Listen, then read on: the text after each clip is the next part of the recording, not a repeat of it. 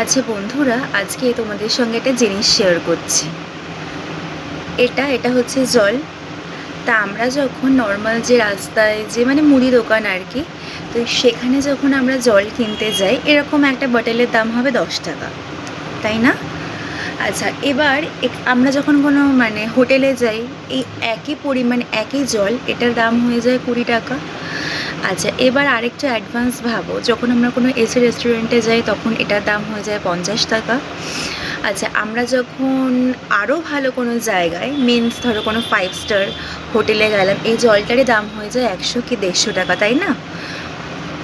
আবার এই same water বটলটা যখন আমরা ধরো এয়ারপোর্টে যাই, তখন এটার দাম হয়ে যায় 200-250 টাকা। তার মানে এটা থেকে কিন্তু একটা জিনিস আমাদের মানতে হবে যে আমরা কোন পরিবেশে থাকছি, এই বটলটা যেই সারাউন্ডিংয়ে থাকছিল সেই ওয়াইজ হচ্ছে এটার ভ্যালুয়েশন হচ্ছিল, তাই না?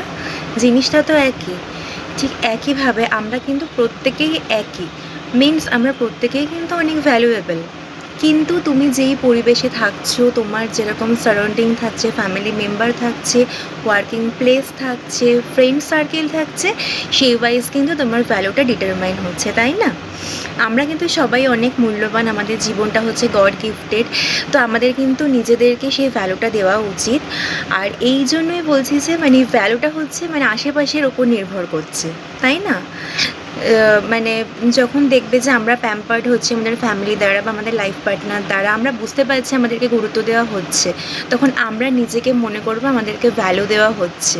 তখন দেখবে অটোমেটিক্যালি মনটা ভালো হয়ে যায়, লাইফটাও মনে হয় অনেক ব্লেসড।